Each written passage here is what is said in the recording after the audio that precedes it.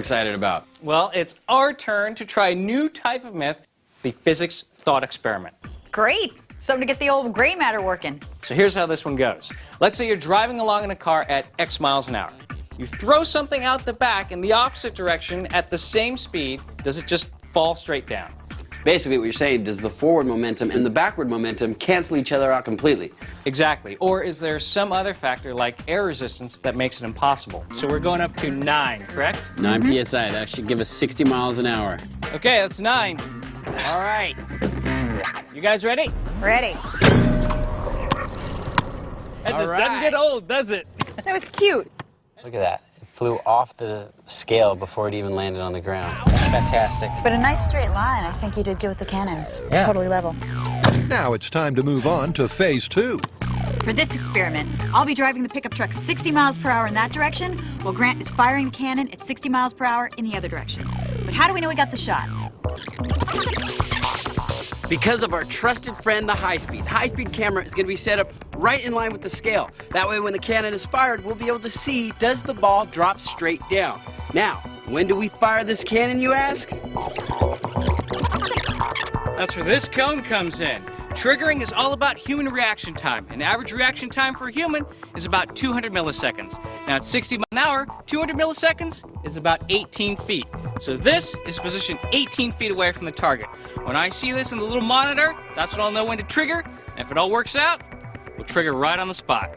Logistically, this is going to be a very difficult experiment. Everything has to come together for it to actually yield the results we want. I mean, the small scale was brilliant. If we can get anywhere close to that, I will be happy. You guys ready? Cannon is armed and truck is in place. We're ready on your go, Tori. Hit it. 20, 30, 40, 50. Come on, get to 60. Come on. Okay. And fire. Hey! That was a pretty good shot. Let's look at the high speed. Given how hard this is to get right, it's a mighty first effort. But the ball did bounce backwards. It's not perfect. It's not the same results as the other one. That's what I'm saying. This should drop straight down, not fly backwards. It's agreed that either the car was too slow or the cannon too fast. Just note to yourself, the speedometer was wrong. I was perfect. Absolutely. So noted for the record. The afternoon rolls on as a series of runs The ball did not drop straight down. never quite seemed to hit the mark. Looking good.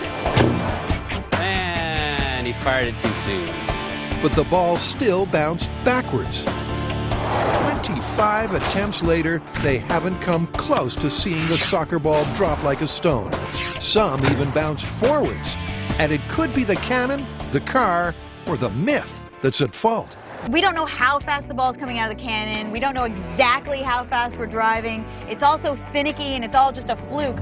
This might be the time to rethink their approach. After all, no one said science was meant to be easy. The ball speed's as close as we're going to get, but let's not forget that's just half the equation. If the speed going forward is also in doubt, we'd be fools not to fix it. And Carrie's no fool. So the solution to our speedometer problem is this. It's a tachometer. Now what we're going to do is we're going to brace it with all sorts of clamps that I've scavenged from the camera department. So it's right here against the wheel. We have some reflective tape that's going to make the laser able to pick up every revolution, and from there we can do the math, find out exactly how fast our car is going. Now they've done all they can do to fine-tune the hardware. But will Cannon Reloaded reverse the results? So here's where we're at. Fire away! Grant's air cannon was precise enough to earn a second shot. But Carrie's replaced a possibly faulty speedometer with an incredibly accurate tachometer. This is it. We have eliminated all the variables. We have the cannon shooting at 60 miles an hour, the car driving at 60 miles an hour, just to show that this ball will drop straight down. This is it. It's go time. All right, you guys, you ready? We are ready. All right, here we go. In 3, 2, 1, go. Look, this is a classic physics thought experiment. I mean, you've got something moving, you fire something off of that moving vehicle at the same speed, and ideally it should cancel out. But this is the real world. And the real world remains a frustratingly difficult place to do science. Cannon was fired a little too soon. Once again, Grant's timing is just off the mark. But Carrie at least sees a light at the end of the runway. I have a feeling that we are very close to a perfect demonstration. We're going to see that ball drop.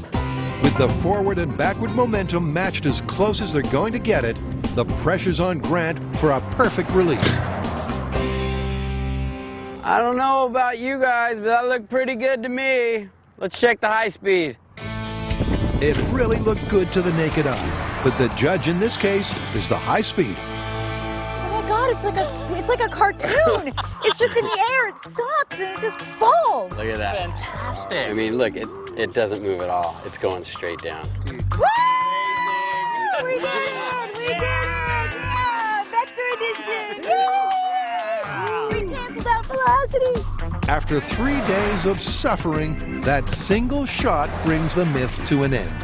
I can't be happier. We actually got the speed of the car to match the speed of the soccer ball, and we got a perfect straight down drop. Ladies and gentlemen, the laws of physics are still hard at work.